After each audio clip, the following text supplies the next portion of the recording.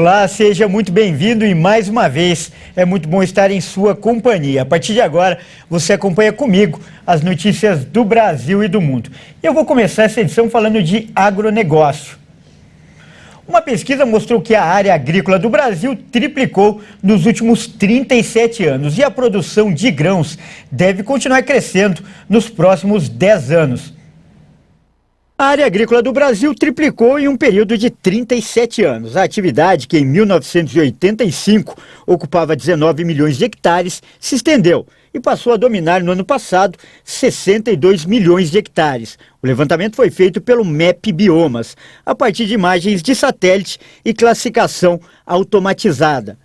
A pesquisa aponta que na questão das lavouras temporárias, houve um aumento de mais de 3 vezes da área plantada. Além disso, houve um ganho na produtividade de 4,5 vezes, passando de 60 milhões de toneladas para as atuais 270 milhões de toneladas. E um outro estudo da Secretaria de Política Agrícola apontou que a expectativa é do crescimento continuar. A produção de grãos no Brasil deve aumentar 36,8% nos próximos 10 anos, chegando a um total de 370 milhões e meio de toneladas na safra 2031-2032. Esse acréscimo corresponde a uma taxa de crescimento de 2,7% ao ano. Algodão, milho de segunda safra e soja devem continuar puxando o crescimento da produção de grãos. E o assunto agora é educação. Estudantes de todo o Brasil realizaram ontem a segunda parte do Exame Nacional do Ensino Médio, o Enem. No segundo dia de prova, os alunos responderam questões de matemática e ciências da natureza. Mais de 2.300.000 estudantes compareceram aos locais de prova e a taxa de abstenção ficou em 31,9%, dentro da média histórica. A aplicação do exame começou às 1h30 da tarde e os estudantes tiveram 5 horas para responder 90 questões objetivas de matemática e ciências da natureza. Este ano, a prova, que foi apresentada nas versões impressa e digital, abordou temas importantes como a Covid-19 e a produção de combustíveis. De acordo com o balanço divulgado nesta segunda-feira pelo Instituto Nacional de Estudos e Pesquisas Educacionais Anísio Teixeira, 68,1% dos estudantes inscritos compareceram no segundo dia. 73% compareceram no primeiro dia. Já a versão digital da prova teve uma taxa de abstenção acima dos 50% nos 2 dias. Os pedidos de reaplicação do exame poderão ser feitos no portal do INEP a partir desta segunda-feira e seguirão até o dia 25 de novembro. Tem o direito de fazer a solicitação estudantes que perderam a prova por motivos previstos no edital, como infecção por doenças contagiosas ou problemas logísticos no local da aplicação. Os gabaritos oficiais serão divulgados no próximo dia 23 de novembro e o resultado individual ficará disponível em janeiro. Ainda falando de Enem, alguns professores afirmaram que a questão 141 da prova rosa, 175 da prova amarela e 157 nas provas azul e cinza de matemática contém um erro e não possui uma resposta correta. O INEP ainda não se pronunciou sobre o caso, mas caso isso seja confirmado, a questão pode ser anulada. E eu mudo de assunto agora para falar que Ilan Goldfein, que é o brasileiro que foi eleito presidente do Banco Interamericano de Desenvolvimento pela primeira vez, planeja concentrar seu trabalho no combate à pobreza e também à mudança climática. O poder de voto de cada país varia em função do número de ações. Os 3 principais contribuintes do Banco Interamericano de Desenvolvimento são Estados Unidos, com 30% do capital, o Brasil e a Argentina, com 11,4% cada.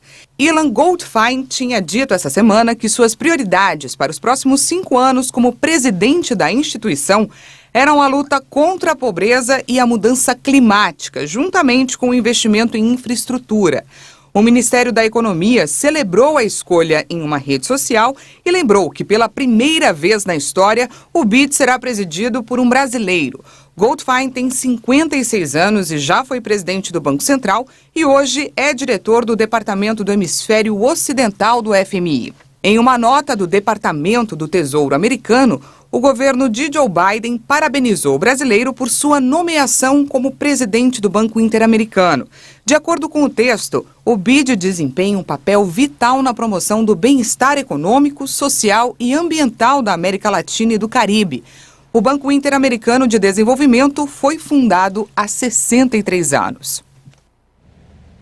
E a China anunciou no domingo a primeira morte por Covid-19 desde maio. A vítima é um homem de 87 anos que morava em Pequim, onde o aumento de casos provocou o fechamento do comércio.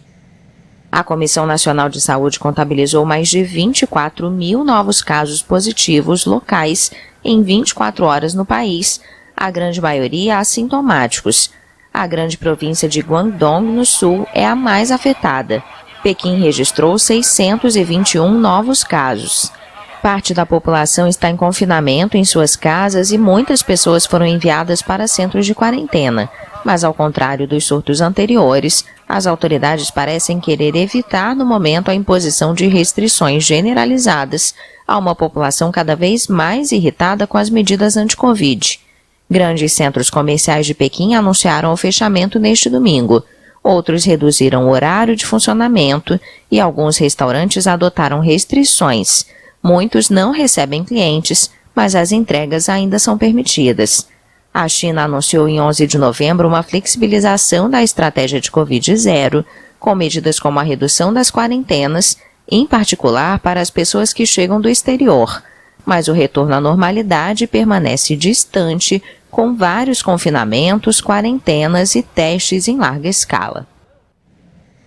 E eu falo agora de uma tragédia. Pelo menos 56 pessoas morreram e mais de 700 ficaram feridas em um terremoto de 5,6 graus de magnitude que abalou a principal ilha da Indonésia. Os hospitais estão com dificuldades para atender a enorme quantidade de vítimas. A Indonésia vive uma tragédia nesta segunda-feira. Dezenas de pessoas morreram e centenas ficaram feridas após um terremoto sacudir Java, a principal ilha do arquipélago. O balanço não é definitivo porque muitas pessoas podem estar presas sob os escombros. De acordo com o Centro Geológico dos Estados Unidos, o epicentro do tremor foi registrado perto da cidade de Cianjur, que fica 110 quilômetros ao sudoeste de Jacarta. Um hospital da cidade está sem energia elétrica e os médicos não conseguem operar as vítimas. O centro médico ainda precisa de mais profissionais para atender o grande número de feridos. Moradores transportavam as vítimas para o hospital em seus carros e motos, enquanto os corpos dos mortos eram deixados diante do estabelecimento sob uma lona. A administração local afirmou que milhares de casas podem ter sido destruídas pelo terremoto. O tremor também foi sentido na capital Jacarta, mas as autoridades não relataram vítimas ou danos consideráveis na cidade. Os terremotos são frequentes na Indonésia, porque o arquipélago está localizado na região conhecida como Círculo de Fogo do Pacífico. E agora eu atualizo as informações da Copa do Catar. A Holanda venceu o Senegal no segundo jogo do dia da Copa. O placar terminou 2-0 para os holandeses. O jogo foi válido pela primeira rodada do Grupo A. Apesar da boa intensidade da partida, especialmente no primeiro tempo, as equipes não conseguiram marcar nos primeiros minutos. A Laranja Mecânica castigou o adversário no fim e levou os 3 pontos. Os gols foram marcados por Gakpo e Klaassen. E agora a gente vai falar de outro grupo, o Grupo B. Olha só, na primeira partida do dia, a Inglaterra teve uma grande atuação e goleou o Irã por 6-2 na estreia do Grupo B da Copa do Mundo do Catar. A equipe do técnico Gareth Southgate foi soberana durante todo o jogo, impôs seu ritmo e conseguiu quebrar a retranca iraniana montada pelo técnico português Carlos Queiroz.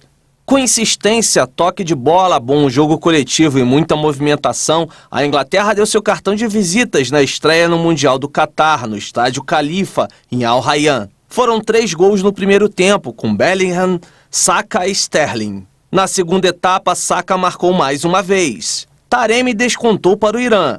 Rashford e Grealish ampliaram para a Inglaterra. Taremi fez de pênalti o segundo gol iraniano no último lance da partida e impediu a marca de maior goleada inglesa na história das Copas do Mundo. E essa edição fica por aqui. Eu agradeço demais pela sua companhia e convido a continuar ligado em nossa programação. Até mais!